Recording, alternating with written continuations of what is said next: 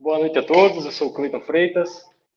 Daremos hoje início a esse projeto, né, da Rede de Apoio para a Cultura.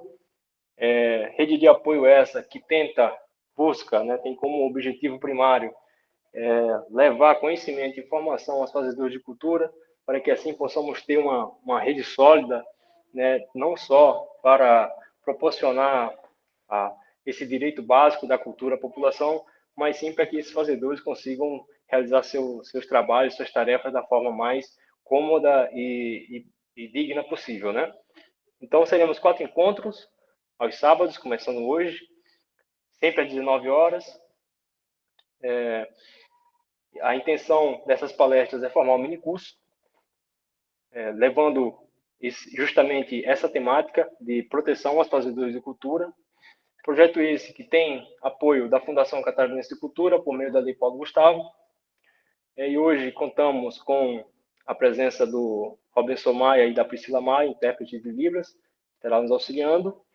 E para nos presentear com seu conhecimento, o Wellington Correia, meu amigo, ao qual tenho uma extrema admiração, inclusive satisfação revê-lo. É sempre um prazer e uma oportunidade de aprendizado, né, conversar contigo. O Wellington, que é mestre em História pela Universidade de Santa Catarina, do Estado de Santa Catarina, UDESC, graduado em História pela UFSC, Universidade Federal de Santa Catarina, especialista em Direito Público pela Universidade Regional de Blumenau e graduado em Direito pela Unisul, Universidade do Sul de Santa Catarina. Concluiu o curso de preparação para a magistratura, módulo 1 na Escola Superior de Magistratura, e tem uma vasta experiência no cenário cultural, de produção cultural. Foi coordenador, maestro das atividades da Associação Musical Recreativa Lapa, que é um ponto de cultura do estado de Santa Catarina.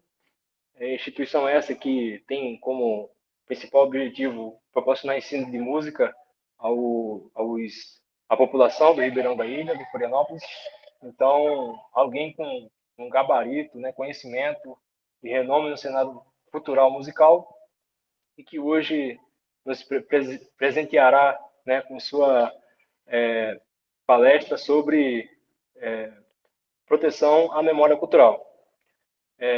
Wellington, já peguei meu bloquinho de notas aqui, fique à vontade, né? A casa é sua. Obrigado, mestre, pelas palavras aí tão gentis. Agradeço aí a oportunidade, a iniciativa, né? Parabenizo. Uma boa noite a todos, senhoras e senhores. Então, como o Cleiton falou, a nossa palestra hoje vai ser sobre proteção à memória cultural, né? Dentro desse projeto de capacitação dos fazedores de cultura. Então, vai ser aqui um encontro aqui bastante voltado aqui para que os agentes culturais, né, como um todo, seja a pessoa física, seja a pessoa jurídica, elas tenham essa proteção, elas conheçam, né? Primeiramente, a gente vai passar aqui umas definições, algumas teorias da história, né, do campo historiográfico, a respeito de memória social, memória cultural, patrimônio, identidade, né, que são conceitos que são importantes para quem é agente cultural, né, e para que a gente conheça, porque a gente conhecendo, a gente vai poder proteger, né, tudo que a gente conhece, tudo que a gente sabe o que a gente consegue proteger, consegue identificar, consegue conservar. Então, o objetivo da palestra vai ser mais nesse sentido, e passar algumas experiências de vida, né, que eu tive, e que, como o Cleiton falou, eu trabalhei como voluntário na Sociedade Musical Recreativa Lapa durante mais de 20 anos, eu aprendi música ali, então foi uma experiência como agente cultural bastante rica, né, que trouxe para mim assim, muito aprendizado. Trabalhar com essas pessoas maravilhosas que participaram ali da Sociedade Musical Recreativa Lapa, a banda da Lapa lá do Ribeirão da Ilha, né, com uma instituição com 128 anos de tradição, né, de história. Então, ali no primeiro slide, ali, que é a apresentação, né, do projeto, da palestra, né, a gente dá ali o início ali, e já demonstra ali que o objetivo da palestra é esse, né, focando principalmente nos agentes culturais ali que estão ali demonstrados ali nas figuras ali. A gente tem ali uma orquestra ali, né? Um maestro ali regendo, temos ali artistas circenses, ali um grupo de dança, um artista ali pintando ali uma paisagem. Então, esses agentes culturais, todos eles têm uma memória cultural. E a gente vai verificar isso daí no decorrer da palestra, né?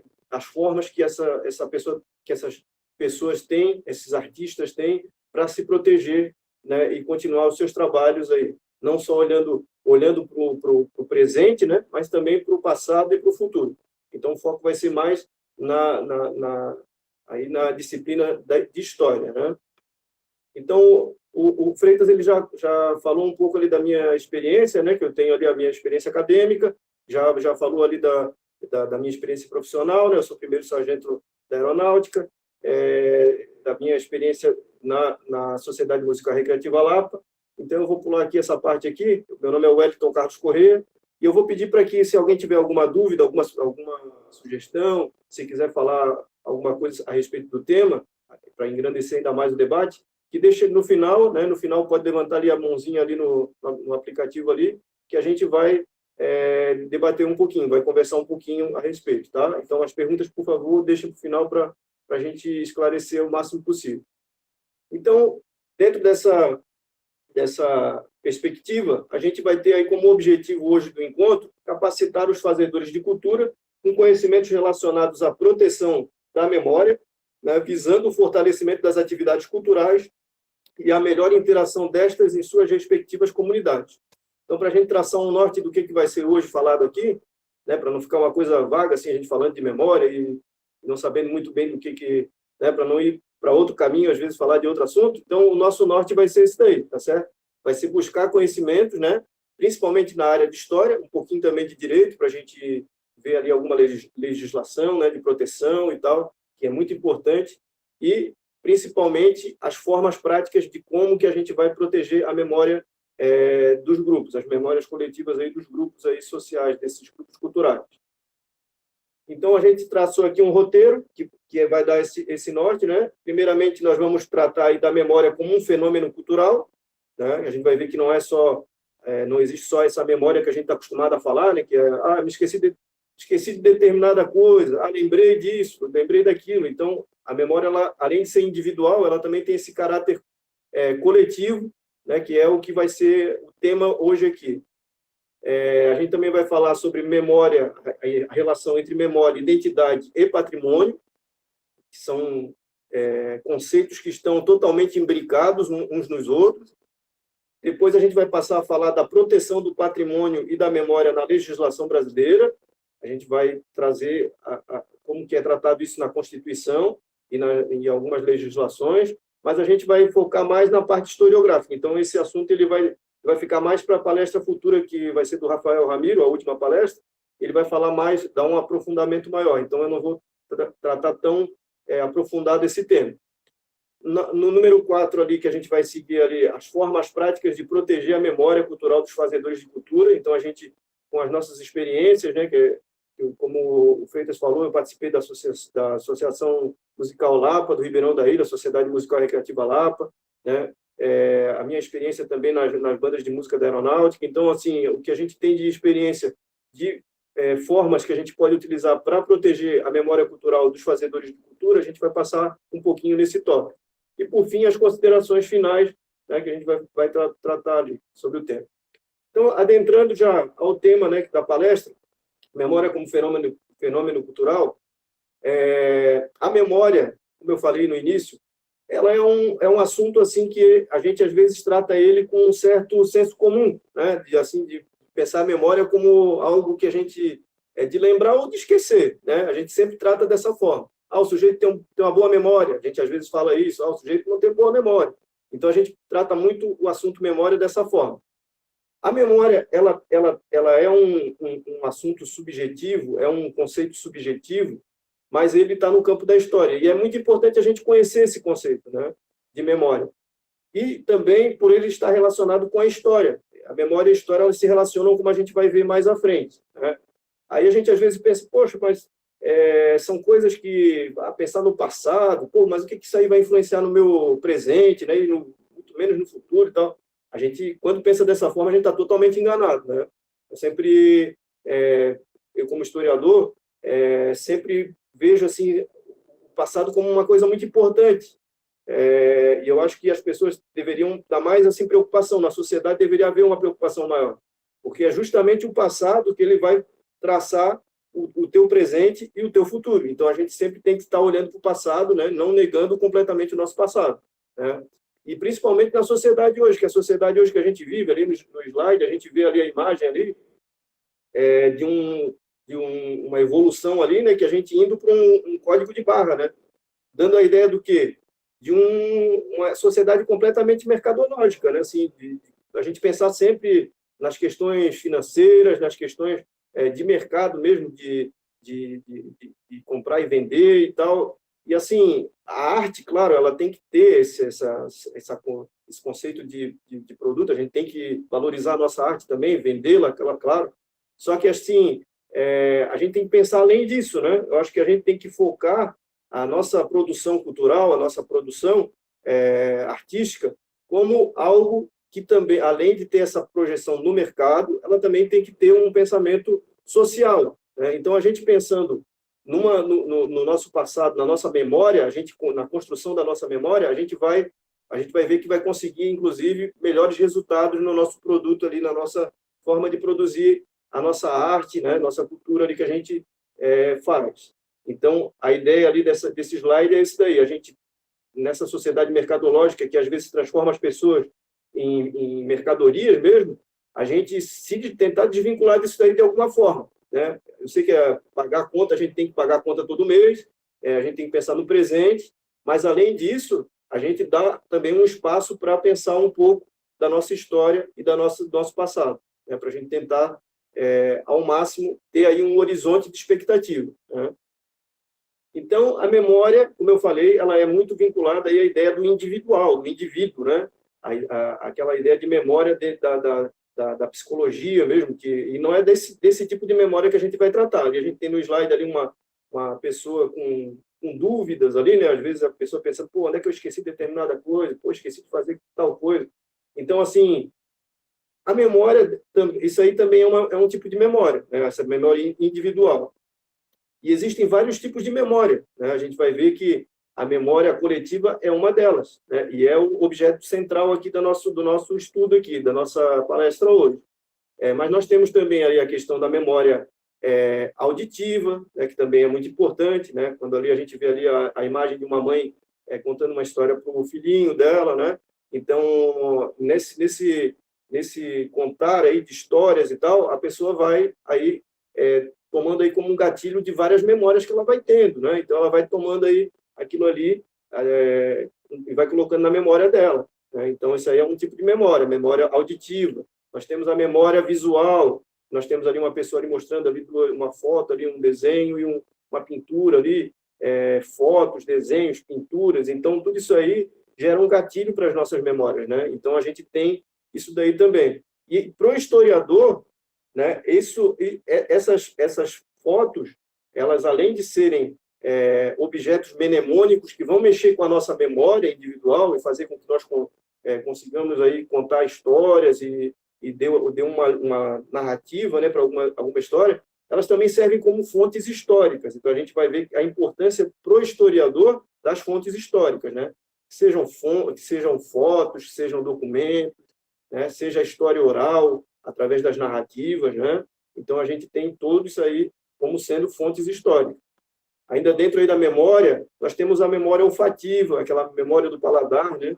Nós temos aquele cheirinho, quem nunca, né? Sentiu aquele cheirinho do café e pensou lá no café da vovó, lá, né, aquele biscoitinho que a vovó fazia, o bolinho, né, a cuca. Então, assim, a gente tem todo a gente carrega esse sentimento, né? Quando a gente traz, assim, é um gatilho que nos dá, né? Ele abre um gatilho para a pessoa sentir um passado que ela presentificar um passado dela, né? Às vezes ali o momento que ela tinha, de repente, com a avó, com a mãe. Então, tudo isso daí vem, às vezes, na memória da pessoa através de um cheiro, através de um gosto, né? Através do contato visual, auditivo. Então, a memória ela é cheia de gatilhos, então isso tudo desperta gatilhos na gente.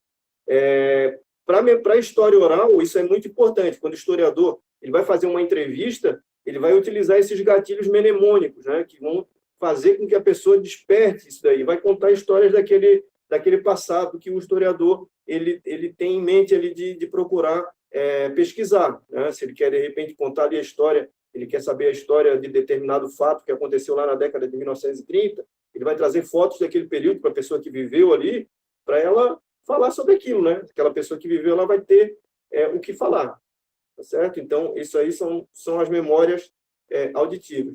E existe dentro das ciências sociais o conceito de memória coletiva, né? A memória como um fenômeno cultural que a gente está falando, é a partir daí. Então, da década de 1920, começam a ter sociólogos aí dentro da Escola dos Análises, né, que é uma escola que envolve interdisciplinaridade, vários pesquisadores começaram a delimitar aí a quebrar vários tabus que existiam nas ciências sociais, né, de parâmetros de pesquisa, etc., e começam a dar um novo norte para as ciências sociais, seja história, sociologia, psicologia social. Então, todas essas disciplinas elas vão começar a ter um norte com base nesses pesquisadores. Aí nós vamos ter aí na Escola dos Análises, a gente vai ter Maurice Rollbach, que é esse filósofo, que é esse sociólogo francês, né, que ele vai ter aí a teoria da memória coletiva. Nós vamos ter Jacques Legoff, que é um historiador francês, também muito preocupado com a questão da memória e história. Né? Nós vamos ter Durkheim, etc. Vários historiadores, sociólogos, vão participar aí das ciências sociais e trazerem novas perspectivas de pesquisa. Né? Porque até então, a história ela tinha como base apenas os documentos materiais. O historiador não trabalhava com história oral, por exemplo. Ele não trabalhava com outras fontes que não fossem aquelas que estivessem escritas. Imagina a lacuna que isso aí traz para as ciências sociais, né? Uma vez que muitas das sociedades antigas, mesmo modernas, elas não utilizam a escrita, né? Não utilizavam a escrita. Elas tinham muito mais a oralidade, né? Então, os análises eles vão dizer, não, realmente, isso aí tem que ser uma fonte histórica, a gente tem que interpretar. A gente tem que arrumar formas de interpretar essas fontes históricas. Então, a partir daí, começa-se a criar fundamentos, né, para se interpretar essas fontes históricas. E a história oral ela entra nesse contexto aí. E a memória, dentro do conceito que o Maurice Rollbach começa a colocar, ela se torna não só aquela memória individual, mas ele começa a dizer que existe também uma memória coletiva. Né? Ele conceitua essa memória coletiva. Existe, tanto que, assim, em grupos, né? Ali a gente tem ali no slide ali a imagem ali de um quebra-cabeça, né? A pessoa com um quebra-cabeça ali, uma das peças, e outras peças dispostas ali em outros lugares. Né? Então, essas pecinhas aí são as memórias individuais, né? Que vão sendo montadas como um quebra-cabeça mesmo, né? Então, cada pessoa tem aí uma memória daquele fato, né? Por exemplo, vou dar um exemplo prático, né? Nós, brasileiros, nós temos muito a questão do futebol como um tema central. O brasileiro, eu não sou assim muito identificado com o futebol, para falar a verdade, mas, querendo ou não, o brasileiro ele vive futebol. Né? Ele vai tomar um café no barzinho lá da esquina, ele vai para o trabalho e ele está ouvindo de futebol, né? E, assim, um fato que aconteceu que quase que 100% dos brasileiros tem na memória a questão do 7-1, né, da Alemanha. Então, foi assim, uma derrota assim, acachapante, né, que houve, né, e na Copa do Mundo aqui no Brasil, né, no Maracanã. Né? Então, assim, isso daí é uma memória coletiva, praticamente nacional. Imagine, quem no Brasil não sabe disso aí. Assim, uma memória... porque a memória também tem isso aí, ela tanto pode ser traumática, né, que é o caso, né, do 7-1, como ela pode ser uma memória que traz aí tradições, que traz aí uma questão de elevação, né, da pátria, né. Nesse caso aí foi uma memória traumática, né, mas é um tipo de memória coletiva que eu quero trazer aqui como exemplo aqui que a gente pode falar. E aí cada um vai dar a sua versão. Por exemplo, eu estava na minha casa assistindo o jogo, né, naquele dia. E, pô, quando o Brasil levou lá o quarto gol, eu peguei e saí da frente da televisão. Eu já achei que era uma palhaçada aquilo ali para sair fora, entendeu? Então, assim, cada um vai ter a sua forma de contar aquele evento, né? Então, assim, dentro dos grupos sociais acontece a mesma coisa. Se você participa de um grupo na sua comunidade, se você participa de como agente cultural, você vai ter histórias para contar sobre aquela forma de arte que você faz, sobre aquela produção cultural que você faz, né? Se for num grupo, esse grupo aí, cada pessoa vai ter um jeito diferente de contar a sua versão da história, né? Então, a memória social ela está dentro disso daí. E a memória ela vai sendo construída, né? Ela vai sendo construída. O Halbach, ali, o Maurice Halbach, depois o Michel Pollack, que também é outro historiador, que também vai tratar disso daí, ele vai dizer que a memória cultural é um evento social, dinâmico e seletivo, né? Então, ela tanto é social, ela tanto dessa forma como eu falei, que as pessoas estão ali no grupo, ali, elas estão sabendo de determinados fatos, né, e dando a sua versão, como também existe a dinamicidade dentro dessas memórias, né? De que tipo? As memórias nunca são estáticas. As pessoas que vêm, elas sempre negam as memórias anteriores, ou vão dar sua versão, né? Não negar, mas às vezes elas vão dar sua versão que não foi bem aquela que as outras pessoas contaram. Então, existe às vezes um confronto ali de memórias, e aí sai uma versão meio que oficial, vamos dizer assim, né? Por exemplo, dentro dessa questão de dinâmica da memória, né? A memória, por exemplo, da independência do Brasil, né? Hoje a gente tem cristalizado lá a imagem do quadro que representa lá a imagem da independência do Brasil, mas assim, isso tudo foi construído. Esse quadro não foi feito na época ali que foi feito ali em 1822 mesmo, ali retratando ali a cena, né? Até os elementos que estão no quadro também não são os mesmos, né? Dizem até que o Dom Pedro I não estava naquele cavalo bonito que ele está no quadro. Ele, na verdade, ele estava num cavalinho mais simples ali, né? Então, tudo isso daí para quê? Para dar a noção, né, para as pessoas verem aquele quadro e, assim, dar a representação da grandiosidade que foi aquilo, né? O evento do Brasil se tornar independente. Então, a memória ela é construída, né, de acordo com o tempo, né? A gente vai construindo ali. E é sempre um processo seletivo. É sempre um processo seletivo. Por quê? Porque a gente não consegue lembrar de tudo, né? Ainda bem que a gente não consegue lembrar de tudo, né? Se a gente lembrasse de tudo, ia ser complicado. Então, a gente está sempre esquecendo, né, algumas coisas para a gente lembrar de outras, né? Todas as pessoas são assim. A gente esquece um pouco, vai lembrando, e isso daí é um processo seletivo que a gente vai fazendo, das memórias serem seletivas, né? Então, a gente tem, dentro da memória cultural, aí como fenômeno social, dinâmico e seletivo, né, que a gente tem aí dentro da perspectiva já desde a década de 1920. A gente vai ter aí também a relação da memória com a identidade, né? É muito importante a gente estabelecer essa relação. Por quê? Porque a gente tem a memória, como eu falei, dentro desse processo de negociação que vai acontecendo, de construção da memória, também a da nossa identidade, né? A identidade como agente cultural, como um grupo ali que a gente vai fazendo, né?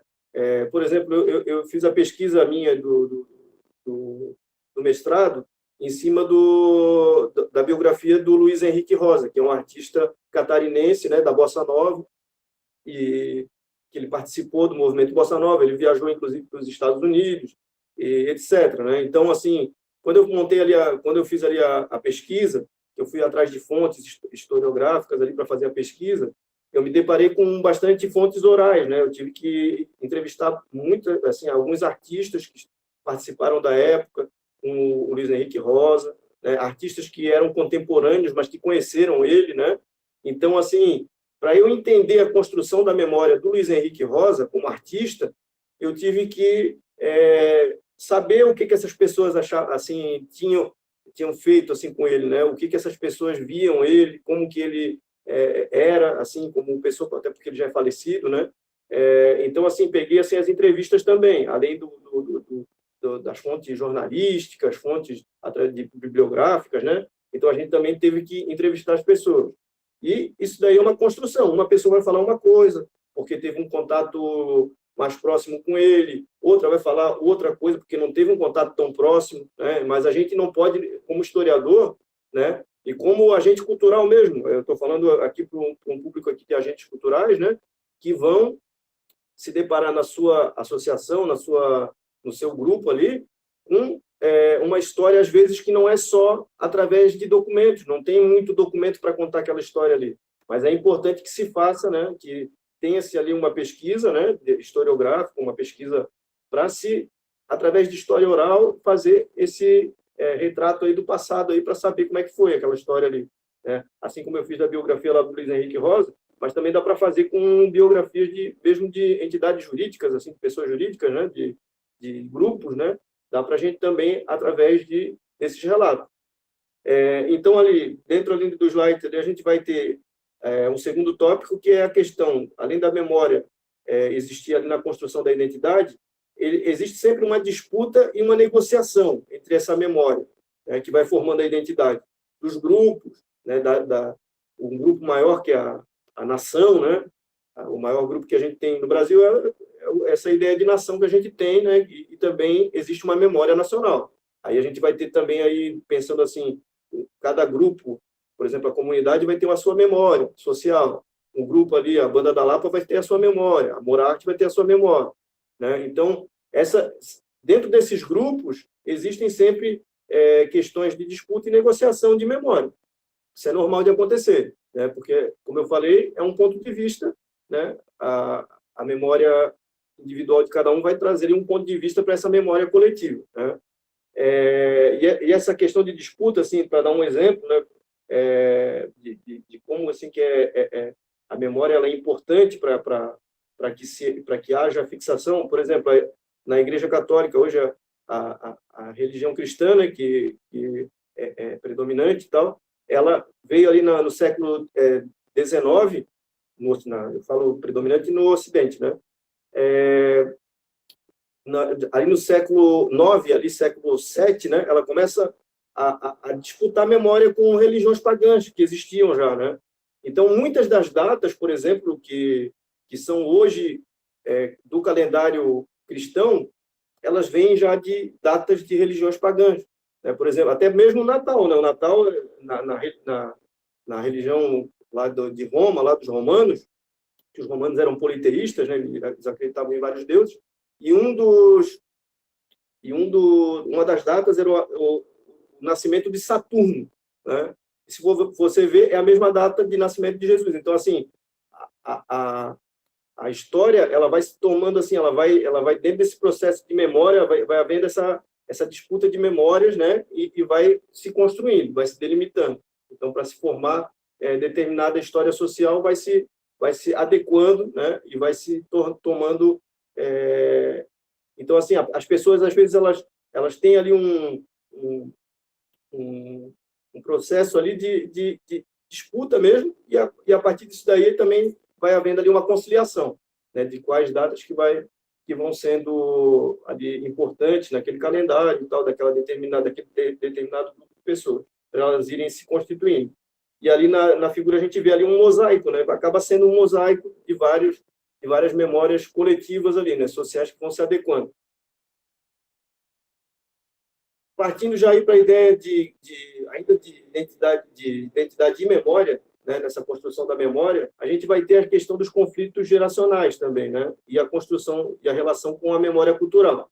Ali eu trago ali um livro ali, para quem tiver interesse, é bastante interessante, da Ecléa Bose. Ela é uma psicóloga social brasileira, né, já falecida, e ela é Memória e Sociedade, né, Lembranças de Velhos. É um livro bastante interessante. E ela traz aí a preocupação que a gente tem que ter com os mais velhos, com os mais idosos, né? Por quê? Porque nessa sociedade que a gente vive, como eu falei ali no início, bastante mercadológica, muitas vezes a gente está interessado na tecnologia do agora, de comprar o iPhone mais novo, de ver ali a internet mais rápida, né? De ver o que está acontecendo lá no Google, nas redes sociais, e esquece, como eu falei, para o passado. E o passado, assim, muitas vezes, são aquelas pessoas queridas, as pessoas idosas que tiveram aí um passado bastante rico, que são cheias de história para contar, né? E às vezes não tem a possibilidade de contar essas histórias que elas viveram, né? Então, assim, a importância que nós temos de fazer com que essas pessoas que têm a vocação de falar, porque o idoso ele tem essa vocação, né? Ele está cheio de vontade de falar daqueles assuntos que ele viveu. Imagina, tu viveu uma vida toda cheia de coisas interessantes para falar, e aí os mais jovens, às vezes, virar as costas para ti, né? Então, a gente não quer isso. E, dentro da história oral, a gente tem que ter essa preocupação, né? Então, assim, o agente cultural, que tem ali a fazer ali de arte ali dele, ali tem ali o grupo ali que ele participa, que ele está preocupado ali com a construção da memória, quando ele for ali fazer de repente um projeto social, ele colocar ali uma rubrica ali no projeto dele para fazer uma pesquisa ali, né, histórica, para ver aquelas pessoas mais velhas que passaram por ali, por aquela entidade, é bastante interessante, bastante importante, né? É essencial, eu diria, né? Porque daí a gente resgata várias memórias, porque às vezes tem associação, tem entidade com 30, 40 anos, aí de repente 2 gerações, 3 gerações já passaram, 120 anos, mais de 120 anos, 128 anos, né? Que nem a Banda da Lapa, lá do Ribeirão da Ilha, a Banda Amor à Arte, várias bandas que existem pelo estado, né? Então, essas bandas, elas têm aí várias gerações que foram passando, né? De geração para geração. E tem pessoas mais velhas aí que têm, assim, muita história para contar, né? E a gente tem que saber o que é, até para não haver rupturas, porque, assim, ó, qual é a importância da gente ter essa construção da memória? Né? Por que é importante, então, assim, eu estou falando tanto, batendo tanto nessa tecla, né? É porque isso nos dá, além de ele construir a nossa identidade, ele nos dá coerência. Às vezes a gente vê assim grupos que que terminam, né, que acabam com aquele grupo lá, aquela empresa, né? Às vezes a gente vê empresas que entram em falência, né? E mesmo assim na classe artística, assim na parte cultural, assim, às vezes grupos, né, bandas, grupos artísticos que param de as suas atividades, né? Muitas vezes é porque assim não tiveram não deram essa importância que tem a memória, né? Não tiveram esse trabalho de resgate da memória para de repente passar e assim turbulências, né? Porque assim os mais velhos, por exemplo, lá na Banda da Lapa, quando eu fiz meu TCC, trabalho de conclusão de curso, eu fiz sobre a construção da memória social da Sociedade Musical Recreativa Lapa, a Banda da Lapa, e a Sociedade Musical Amor à Arte, no centro da cidade, né? Então, eu entrevistei pessoas idosas que participaram desses grupos, né? E, assim, essas pessoas, elas passaram por muita coisa, coisas ruins, às vezes, né? Assim, que a gente que a gente sabe, assim, que eles viveram falta de dificuldade de verba para comprar instrumento, comprar uniforme, né? Então, as pessoas falam isso aí, o senhor Alessio, que eu entrevistei, ele assim, uma das pessoas autorizadas, assim, um guardião da memória da Banda da Lapa, e ele falava muito, assim, na década de 1950, né, quando ele entrou na banda, como foi difícil e tal. Então, assim, isso era um marco para ele, isso era uma coisa, assim, importante para ele, né, dele falar sobre isso daí. E isso daí acende um alerta para a geração futura, né? Assim, de tanto ele falar isso, a gente sempre tinha essa preocupação. Eu lembro que a gente estava participando da banda, né? O Cleiton também participou, a Valéria também. Então, assim, quando a gente estava ali participando, a gente sempre tinha essa preocupação de não faltar esse tipo de coisa. Assim, são materiais assim que, também pela experiência dos mais antigos, né? De tanto falarem, ó, a gente tem que se preocupar com isso daí. Claro, são essas experiências, né, que a gente tem que deixar sempre registrado, né? E para isso não tem nada melhor do que trabalhos profissionais, trabalhos assim voltados de pesquisa que sejam não necessariamente só da história, né, mas também da sociologia, trabalhos que enriquecem, né, que a gente consegue resgatar essas memórias dessas pessoas. Aí a gente tem a relação da memória também com a história, que eu estava falando. A questão da história e da memória estão relacionadas. É importante a gente saber a diferença de uma e da outra.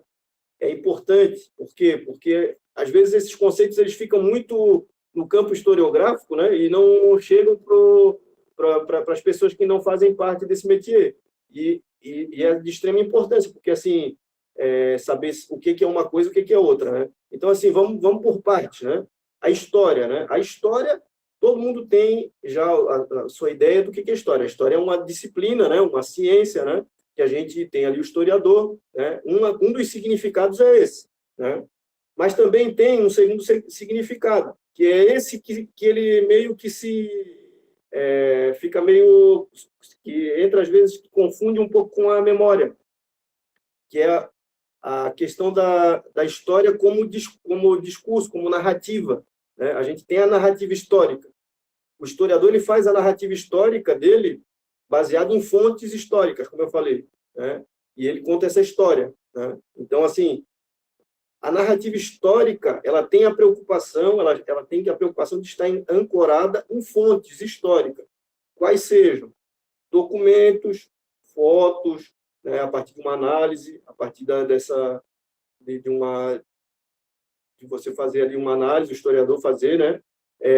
A história oral, né? Os depoimentos. Então, tudo isso daí vai virar fonte histórica e pode virar uma narrativa histórica, através do historiador. E nós temos a memória. Né? A memória, o que é a memória? A memória ela não tem a preocupação é uma narrativa também, mas ela não tem a preocupação de estar ancorada em fontes históricas. Né? A memória é quando ali a pessoa está dando o depoimento dela, falando sobre aquilo, aquelas memórias que ela viveu, ela vai falar com base no sentimento dela, de como foi aquela situação, aquele fato que ela viveu, ela vai falar da maneira dela, às vezes não... E assim, como não é uma ciência, a memória, a história é. A história ela tem preocupação com a verdade. A história ela sempre tem que ter a preocupação com a verdade, como qualquer ciência. Né? A ciência, a verdade científica. Né? Então, assim, a memória não. A memória, às vezes, pode ter alguma coisa ali que a pessoa contou que não era bem assim, entendeu? Não era... E, assim, não tem importância para o historiador. O historiador ele tem que analisar aquilo ali dentro de um contexto. Não é que a pessoa... por que a pessoa falou daquele jeito ali, né? Ela vai pegar outros depoimentos e vai ver. Tá? Então, assim, sempre tem essa questão aí de a memória, ela tem um viés mais livre, né, do que a história, do que a narrativa histórica. Mas ambas se complementam, né? Como ali a gente vê ali, o Jacques Legoff, historiador francês, Jacques Legoff, também da École dos Análises, ele vai trazer que existe uma complementaridade entre história e memória. Uma está sempre falando com a outra, conversando com a outra. Né? A história ela pega ali a memória, coisas da memória, memória coletiva e vice-versa. Então, sempre está acontecendo isso daí. Outra coisa que é importante, a preservação dos arquivos documentais das entidades. Né?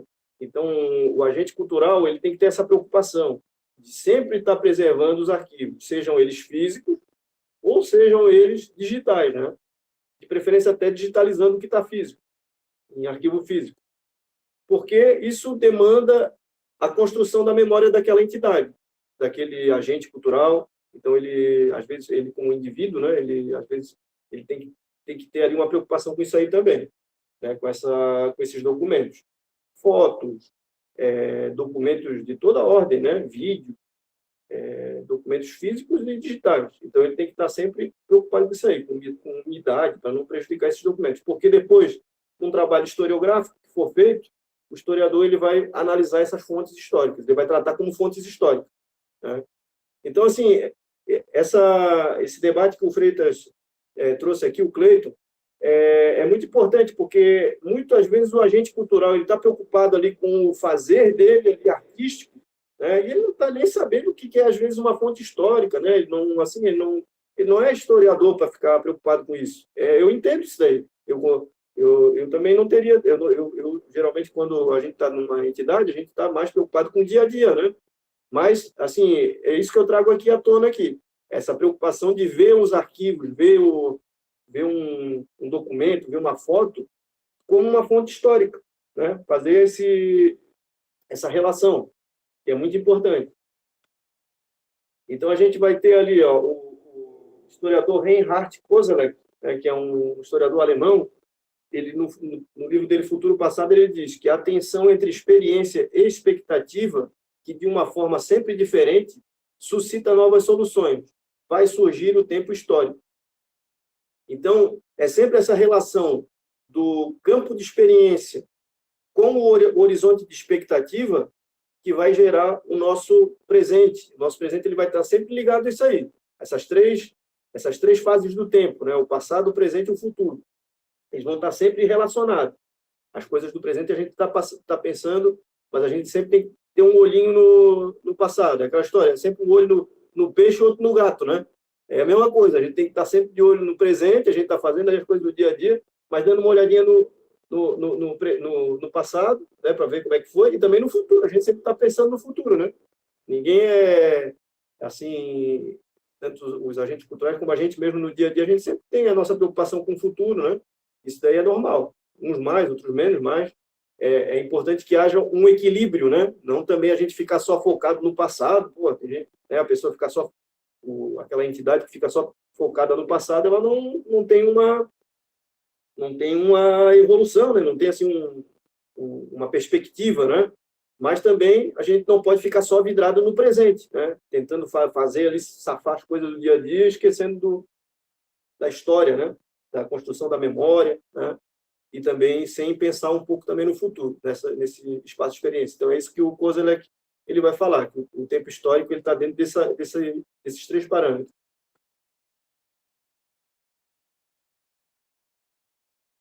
Ainda dentro da relação ali memória e identidade, a gente encaixa outro conceito ali que também é muito importante, que é o de patrimônio, né? A gente vira e mexe, a gente ouve a palavra patrimônio, né? E esses três conceitos eles estão imbricados: a memória, a identidade e o patrimônio, né? Eu já falei um pouco da memória, falei um pouco da identidade, né, que as duas estão relacionadas, a construção da memória com a identidade. O patrimônio, a gente pode pensar ele como uma herança, né, que é nos deixado. O patrimônio ele tanto pode ser material como imaterial, como depois a gente vai ver. Mas ele é como se fosse uma herança cultural, né? Então a gente tem que pensar isso daí. Uma herança que é de todos, assim, que quando a gente está diante de um patrimônio, a gente tem que pensar dessa forma, com um respeito devido, né? Então, assim, um historiador também da Escola dos Análises, o Pierre Nora, ele trouxe aí o conceito de lugares de memória, né, que são lugares importantes para determinados grupos, né, que eles vão ali delinear um pouco dessa construção da memória, como é que foi, né? Elas são os patrimônios ali que foram deixados ali e tal. Então, ali na imagem ali, a gente tem a sede ali da Sociedade Musical Amor à Arte em 2013, né, que foi o ano que eu fiz a pesquisa. Eu estava fazendo a pesquisa do TCC, e aí eu tirei essa foto, né, que na entrevista que eu fiz com o senhor Nélio, que à época era o presidente da banda Amor à Arte. Então, essa sala de ensaio, ela ainda hoje, ela conserva bastante traços. Tem ali a foto das pessoas que tem a sua importância, né, para aquele grupo. Tem a foto dos presidentes, músicos que foram que passaram pela entidade.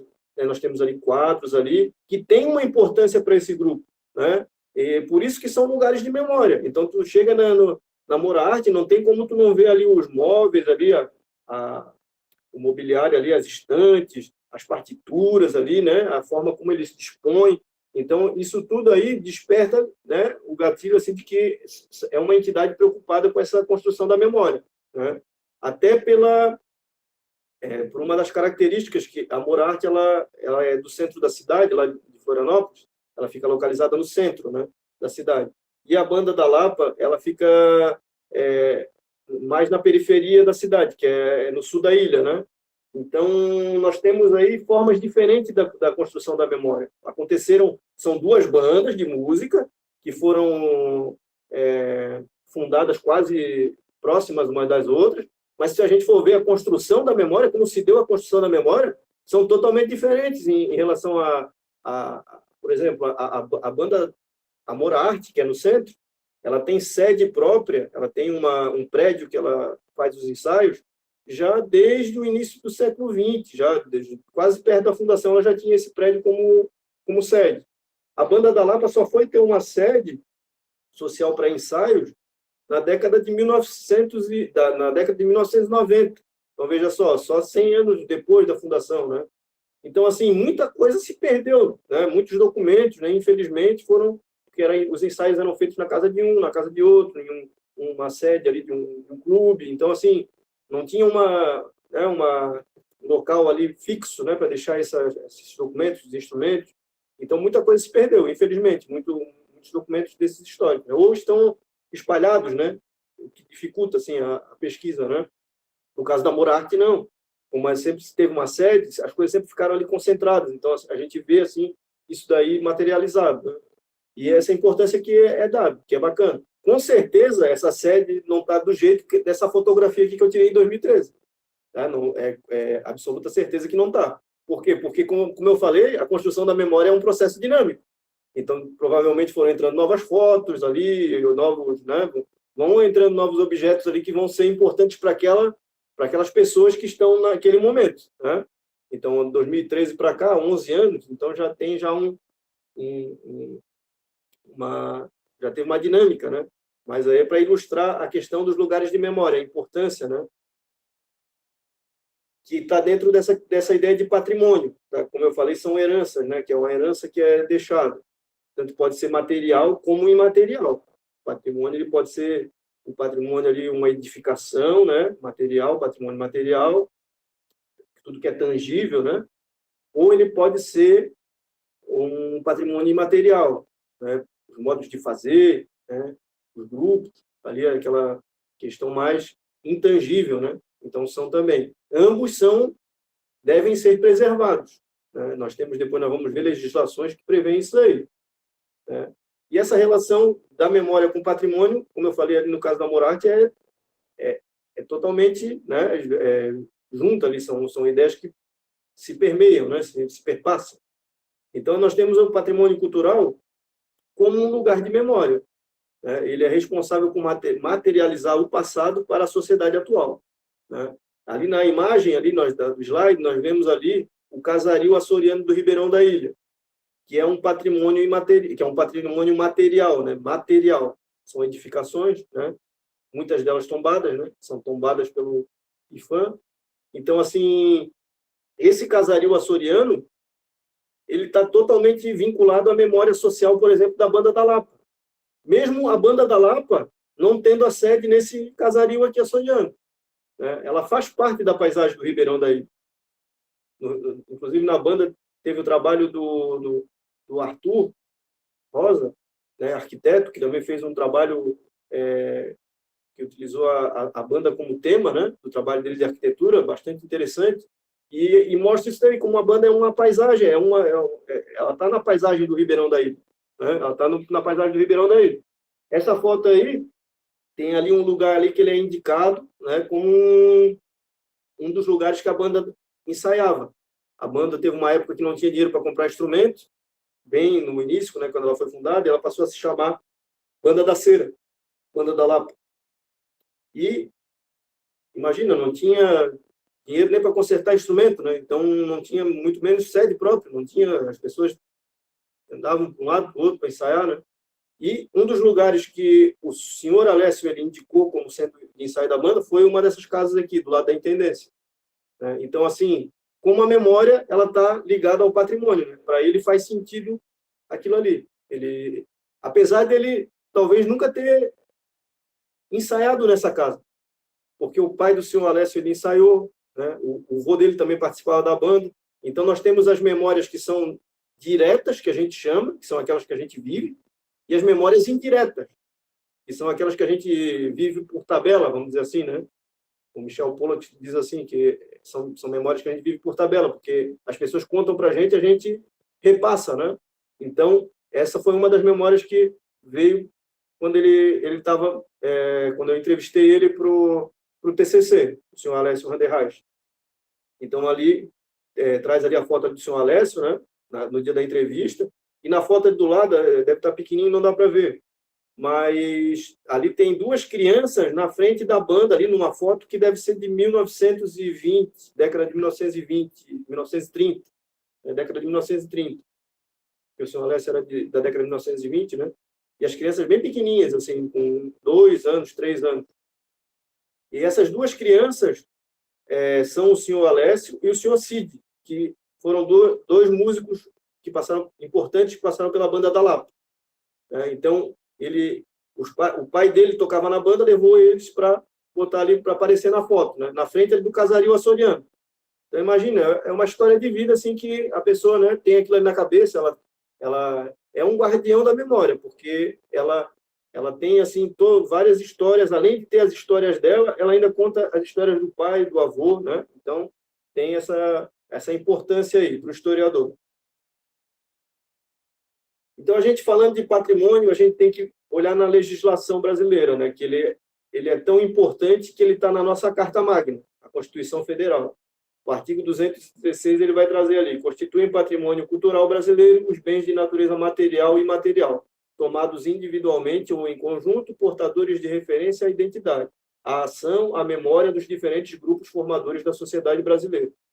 Então, o artigo 216 da Constituição Federal ele vai materializar essa ideia do legislador, que é a proteção do patrimônio cultural, da memória, né, como está ali, dos diferentes grupos que constituem a sociedade brasileira. Então, a gente tem que ter essa preocupação.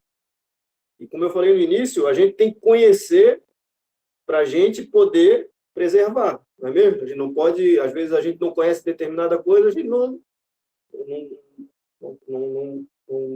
preserva, às vezes não tem tanta importância aquilo para a gente, mas não, a gente tem que conhecer. E essa iniciativa é muito importante, porque as pessoas passam a ter um contato com esses termos. São termos que são das ciências sociais, né, que são conceitos, né, mas que são do nosso dia a dia. É quando a gente passa na frente de uma edificação tombada, quando a gente passa na frente de uma sede ali de um museu, né, a gente está vendo ali os objetos ali, a gente tem que dar a importância daquilo ali, a gente tem que saber isso aí e passar para as novas gerações, né, essa importância de haver essa preservação. Aí o artigo 216 ele ainda traz ali, eu não vou me ater assim muito à legislação de como que ela é tratada, né? Mas quem quiser depois dar uma aprofundada, dar uma olhada no artigo 216, tem as legislações também que tratam de tombamento, de registro, né? Que depois eu vou passar ali. Então, assim, é importante a gente, como brasileiro, a gente conhecer, né, a nossa legislação e saber que a proteção aos bens culturais, ao patrimônio cultural, ela é tão importante que ela está na nossa Constituição, né? Porque a Constituição é a legislação mais importante do arcabouço jurídico, né, brasileiro. Então, se a gente tem isso expresso ali, é porque o legislador brasileiro, né, a população brasileira, ela dá essa importância aí para o seu patrimônio. E aí tem 3 formas ali na legislação que são para preservação que estão previstos em legislação, né? Que são previstos, são fundamentos ali, são procedimentos, né, previstos na legislação. O primeiro deles é o tombamento, que está previsto no Decreto-Lei número 25, de 30 de novembro de 1937. Então, esse decreto aí ele vai tratar sobre tombamento. O tombamento, o que é? Ele é um procedimento para proteger, para salvaguardar o patrimônio material. Só para patrimônio material, aquilo que é tangível, né? Então, isso daí pode ser tombado, tanto bens móveis como imóveis, né? Às vezes, objetos móveis, cadeiras, etc., que têm uma importância histórica, eles podem ser tombados também, não só os objetos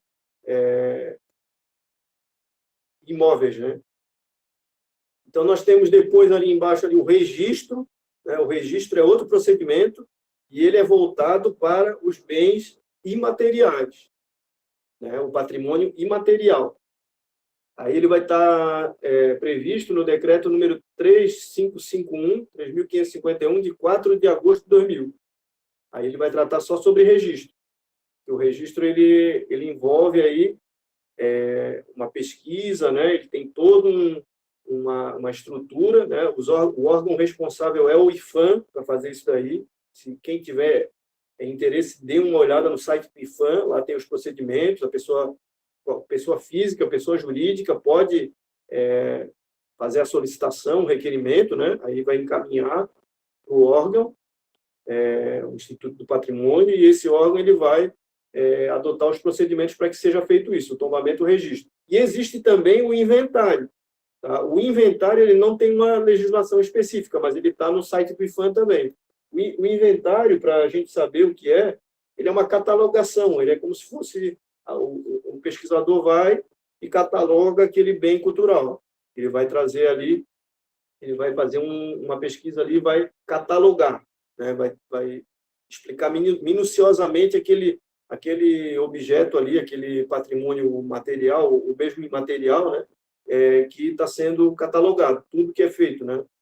Por exemplo, vai fazer uma pesquisa sobre o modo de fazer um doce de determinada região. Então, a gente quer que preserve aquela forma de fazer, né? Para que outras gerações também saibam daquilo ali. Então, vai se inventariar, né? Ou vai se já direto tombar, né? Tombar não, desculpa, vai registrar, porque vai ser um registro, né? Porque é um modo de fazer, é um bem imaterial, é um patrimônio imaterial. E no caso dos patrimônios materiais é o tombamento, né? O procedimento. Então, dentro da legislação brasileira, os municípios eles são os únicos órgãos estatais, os únicos entes federativos que eles não têm atribuição de legislar sobre patrimônio, tá? Então é uma competência que ela é concorrente entre a União e os estados. Os estados também podem ter legislações próprias, né, para legislar sobre patrimônio material e imaterial. Então os municípios não, mas os municípios também, claro, assim como todo agente cultural, ele é responsável por preservar, né, não só o patrimônio que é tombado e registrado, mas todo o patrimônio, né, brasileiro. Aí nós vamos para o tópico 4, que são as formas práticas que a gente pode adotar para proteger a memória cultural. Essa memória que é tão cara para a gente, que a gente deve adotar procedimentos para proteger, né, para a gente criar uma blindagem em cima dessa memória aí. Porque, às vezes, atualmente, por exemplo, a gente sabe que no dia a dia a gente vive aquele presente ali que é sofrido, às vezes, né? Às vezes a gente mal tem o dinheiro ali para pagar a continha ali no final do mês ali. Então, a gente sabe que as entidades culturais elas não têm ali, às vezes, recursos para estar pensando em pagar pesquisador para fazer uma pesquisa e tal naquele momento. Mas, futuramente, pode ter um projeto voltado para isso, ou qualquer coisa nesse sentido aí. Então, é importante já, desde agora, pensar nisso, né? Preservar já para a gente não, no futuro, até facilitar a vida, né, do pesquisador que vai fazer um trabalho. Primeiramente, ali, nós temos, então, ali a questão, na imagem ali, mostra ali uma senhora ali sendo entrevistada, né? Então, a importância do pesquisador trabalhar essa história oral com as pessoas mais velhas que participam dos grupos culturais, que participam de determinados eventos, que participam ali ativamente na comunidade, aquelas pessoas que têm ali um envolvimento, né? Através de quê? De procedimentos, né, científicos ali da história oral e tal. Então, adotar esse tipo de conduta, fazer uma entrevista, né? A gente conversar com essas pessoas é importante? Claro que é muito importante. A gente ir lá tomar um cafezinho com o idoso, conversar com ele a respeito de como que foi lá quando ele estava... Eles gostam de falar, isso aí a gente, né, vê, as pessoas idosas geralmente gostam de falar de como elas passaram ali, o delineado da vida delas e tal. Só que é também importante que haja o trabalho de pesquisa, né? Que aí é um trabalho que ele tem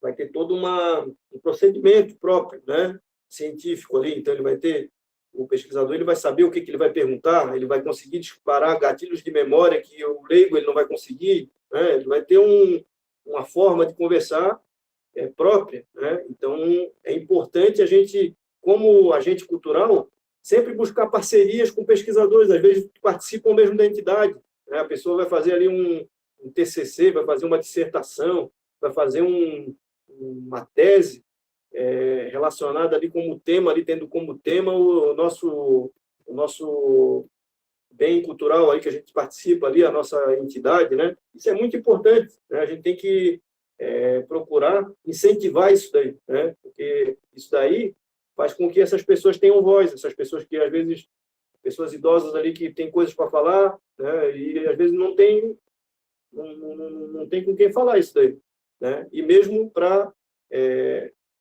verificarem onde estão ali as fontes, né? Onde é que elas vão procurar, elas sabem isso daí, então é importante, né?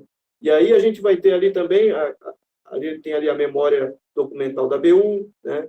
A Casa da Memória, para quem sabe, lá no centro de Florianópolis, nós vamos ter locais, Museu da Imagem e do Som, né? Que fica no SIC.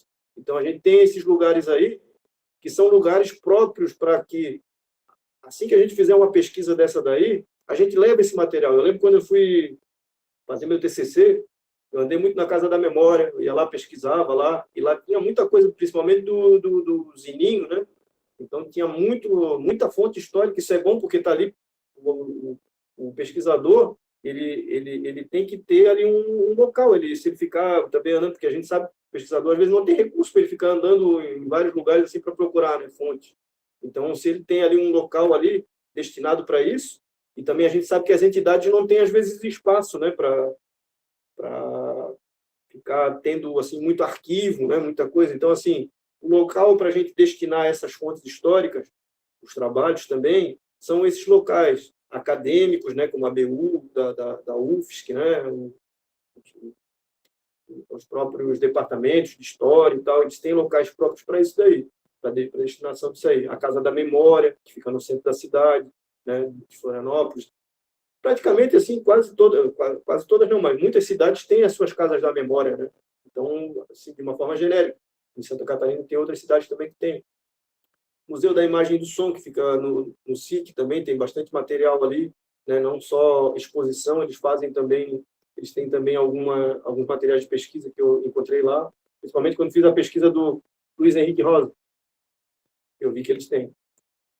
Então, outra forma de a gente proteger a memória cultural é a questão das datas comemorativas, datas que têm uma importância, que teve uma importância, às vezes, até mesmo traumáticas, datas traumáticas também, às vezes, a gente não, claro, comemorar uma data traumática, mas a gente saber que aquela data foi, que houve, aconteceu isso, entendeu? Para que isso não se repita, né? Como eu falei anteriormente. Então, a gente saber, a gente datar, a gente ter em mente que a nossa instituição ela não é uma instituição que a gente participa parada no tempo, que a gente está começando do zero e parece que a gente está sempre reinventando a roda, né? A gente não pode ficar pensando em inventar a roda de novo. As pessoas que passaram na entidade já fizeram alguma coisa ali. Então, a gente sempre retomando e vendo aquilo ali, às vezes como coisa boa, coisa ruim. Mas a gente tem que ter como parâmetro, né? Então, as datas comemorativas são muito importantes, porque elas também geram o senso de coletividade, né? Quando você comemora aquele aniversário da entidade, da banda, do grupo cultural, é importantíssimo, né? Aquelas pessoas se sentem, mesmo elas não estivessem ali no momento da fundação, elas se sentem como se elas estivessem naquele momento, né? Então, é bastante importante. E a gente socializar isso através de fotos para a comunidade também saber, né?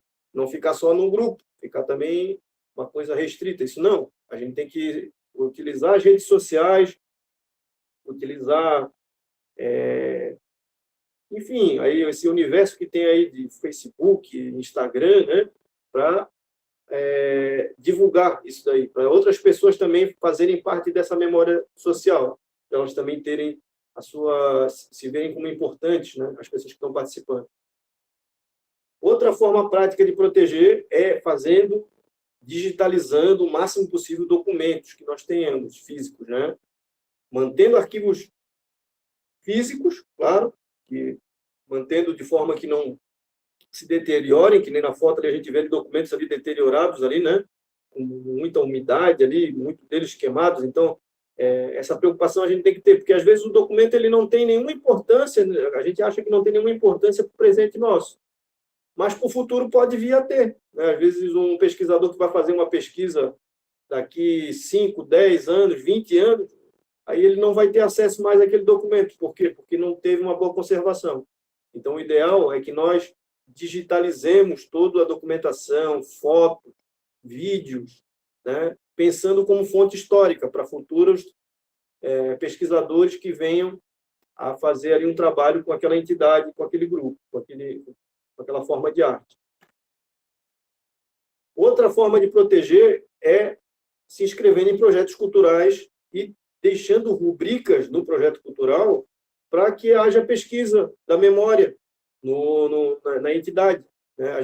Eu sei que às vezes tem projeto cultural que ele é fechado, ele tem uma destinação ali que a pessoa só pode concorrer para fazer de repente, para a atividade fim dela, né? Para ela desenvolver a atividade fim dela, tudo bem. Esses não dá para a gente colocar, mas alguns não, são mais abrangentes, né? Então, nesses que são mais abrangentes, é importante a gente colocar ali uma rubrica ali para uma pesquisa, né? Que seja ali uma pesquisa competente ali, né? Que utilize ali o campo científico. Então, isso aí é de extrema importância, porque daí vai trabalhar com a memória, com a construção da memória dessa entidade, vai resgatar aí a memória e vai fazer a manutenção da identidade dela, dessa ideia de coerência que eu estava falando já no início, né? Então, a memória, a identidade, elas trazem coerência para o grupo, para o agente cultural. Ali a gente tem ali um projeto de memória que está dentro dessa perspectiva aí. Outra forma prática de proteger também são os documentários, né? Os documentários também são importantes formas de proteger a memória cultural.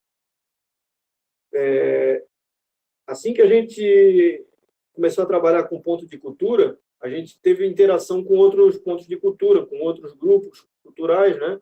E assim uma parceria que foi muito legal, assim que a banda fez, a banda da Lapa, foi com a Tati Costa e Daniel Schoma, né, do Instituto de Memória, o Câmara Clara. Câmara Clara foi uma parceria muito importante para a banda.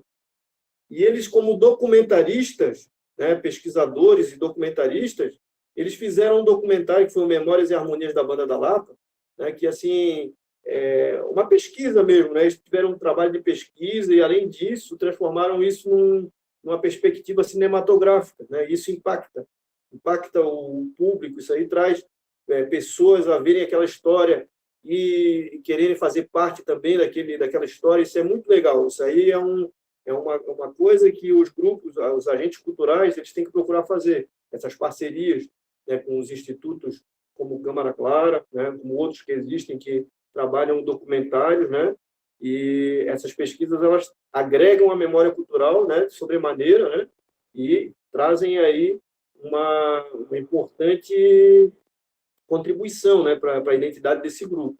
Ali a gente vê ali na foto também um outro documentário que eles fizeram, que foi do acervo do Foto Estrela, né, que é do Paraná, um fotógrafo, né, que ele tinha muitas fotos lá, e eles fizeram também uma pesquisa lá, em Londrina, e fizeram esse documentário. Eles fizeram também um do café, também, que foi lá. Então, assim, todos esses documentários, eles agregam muito para essa memória cultural, né? E eles fazem esse trabalho. A gente tem que tentar parcerias com essas instituições, com esses profissionais. Outra forma prática, além de fazer parceria com documentaristas, de procurar ali pesquisas e tal, é assim diversificar o máximo possível a presença de profissionais, de outros profissionais nas entidades. A gente, às vezes, tem a participação voluntária, e isso daí a gente tem que aproveitar. Essas pessoas, às vezes, elas querem ajudar de alguma forma, e é muito legal. Ali a gente vê ali um historiador ali, que ele está ali fazendo ali um trabalho ali, um restaurador ali, fazendo ali um trabalho ali de restauro ali num objeto ali, né? E depois ali a gente vê outros ali de diversas áreas, então, assim, advogados, todos esses contadores, então, todos esses profissionais, eles vão agregar para essa administração do grupo, vão trazer, vão facilitar a vida do administrador ali, né, do agente cultural. E isso daí faz com que, às vezes, ele libere um pouquinho de tempo para ele analisar, não ficar só restrito ali ao presente, ali, né, para ele fazer também um esforço de olhar o passado e um horizonte de expectativa, né? Ele sempre tem que estar vislumbrando isso daí, né, o agente cultural. Então, ali, nessa ilustração, indica isso daí, né, para a gente não ficar só olhando para o nosso umbigo, que nem ali estaria a foto ali da criança ali, né? Está cheio de outros umbigos por aí, né, estaria escrito ali. Então, assim, A gente tem que olhar a nossa entidade, mas a gente tem que saber que existem outras entidades que são parecidas com as nossas, né? São irmãs as nossas, assim, por exemplo, tinha a banda da Lapa, tem a banda Mora Arte, né? A banda de São José, a banda de Santo Amaro, então são todas entidades próximas, e assim é importante esse intercâmbio que há, né? Que existe, assim. Eu lembro quando tinha os festivais de banda, era muito legal, que a gente, né, trocava experiência, conversava com os outros músicos e tal. Então, assim, esse tipo de contato faz com que a gente aumente a nossa perspectiva, aumente nosso horizonte, né? A gente veja assim novos parâmetros. Não só a questão das entidades que sejam iguais às nossas, mas outras entidades culturais também, grupos de dança, né? Mesmo museus, né? A gente tinha uma parceria muito boa com o Museu da Imagem e do Som. Eu lembro que a gente fez o trabalho do Charlie Chaplin, né? Que a gente fazia o cinema com a trilha sonora, né? Então, cinema mudo com trilha sonora. Então, isso era muito bacana. Então, assim, são parcerias que a gente tem que fazer, a gente tem que buscar essas parcerias. O agente cultural ele tem que estar sempre voltado a buscar parcerias, não só com instituições que sejam semelhantes às nossas, mas com outras também que tenham essa perspectiva, assim, como a nossa, né? Outra forma prática, desenvolver o ensino dentro daquela instituição ali, desenvolver as práticas de ensinar. Ensinar o quê? Ensinar, claro, o modo de fazer que a gente tem, né? Seja ela, se a gente é um grupo de dança, a dança, se for um grupo musical, a música, claro, tem que ter esse viés aí, principalmente centrado no objeto central aí, que é o nosso produto, né, que a gente vai vender, mas também ensinar esses jovens, essas crianças que estão aprendendo, esses adultos, né, que vão ali participar da nossa instituição, da história desse lugar, para elas entenderem que elas não estão ali, caíram ali de paraquedas, né, que ali existe ali todo um contexto. Então, é importante que haja também esse ensinamento aí da disciplina da história, da memória social, né, se essa memória social seja ensinada para essas pessoas. Tem uma disciplina ali de ensino. É importante. Hoje a gente vê muito ali a questão dos jovens eles estarem ligados ali com as novas tecnologias, né? Muito com celular, com aplicativo. Então a gente tem que desenvolver isso daí também. Para o jovem ele não ficar achando que o passado lá, aquelas histórias lá são coisas chatas, que ele não tem nada a ver com a realidade dele de hoje em dia. Então isso aí é importante. E aí, já chegando no final, né, já finalizando aqui nossa apresentação, agradecendo mais uma vez aqui o Cleiton, né, mas assim, pela oportunidade, né, e agradecendo também os outros companheiros que vão também depois dar sua contribuição com as palestras, a Joyce, o Ramiro.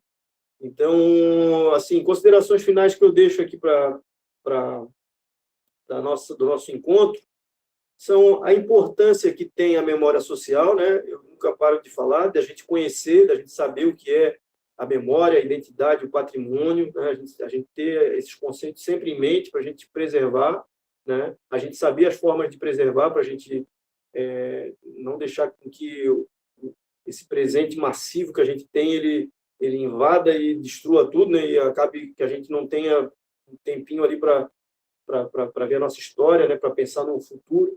Então, a gente vê ali a imagem ali de uma árvore, né? E eu acho que a ideia central dessa foto, dessa imagem, deixa assim um recado do que eu penso assim que a gente tem que fazer com relação à construção da memória. A árvore ela tem raízes, né? A nossa memória, elas seriam essas raízes da árvore, né? A gente tem que ter sempre as raízes fortes, né? Para a gente poder crescer como essa árvore aí cresceu. E a gente sempre vê que em volta da árvore sempre tem outras árvores. Então, a gente sempre ficar ligado nisso daí, que a gente ficar olhando também para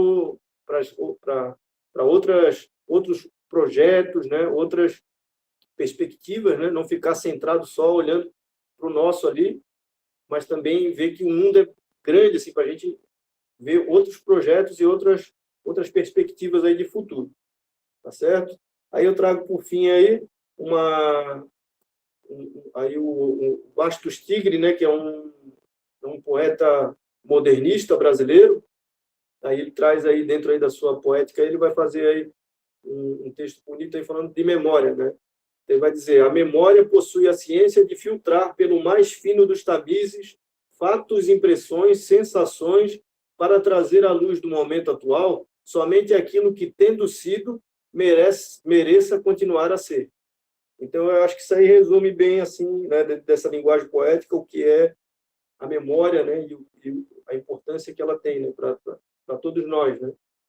Então, mais uma vez, eu agradeço aí o Freitas. Se alguém tiver alguma pergunta, se alguém quiser acrescentar alguma coisa, fique à vontade. Beto, muito obrigado. De fato, uma bela aula, né? À altura do que já imaginávamos, inclusive. Já estávamos com expectativa alta, né? Sobre este tema que nos é caro, para quem trabalha com, assim como eu, né? Com cultura tradicional, com cultura popular. Mas, inicialmente, questiono se algum dos presentes teria alguma dúvida, explanação, algum apontamento. Fiz algumas anotações aqui, por isso eu queria ficar um pouco mais adiante, mas não tendo, não seria dúvida, Wellington, mas alguns pontos, né, que me chamaram a atenção aqui, dentre vários que surgiram. Acredito que cada slide que foi passado ali certamente daria boas horas de conversa, né, boas horas de conversa aqui sobre cada ponto, mas talvez ressaltar a importância, né, de alguns tópicos ali. Como eu falei, quem trabalha com cultura tradicional, com cultura popular, é um desafio.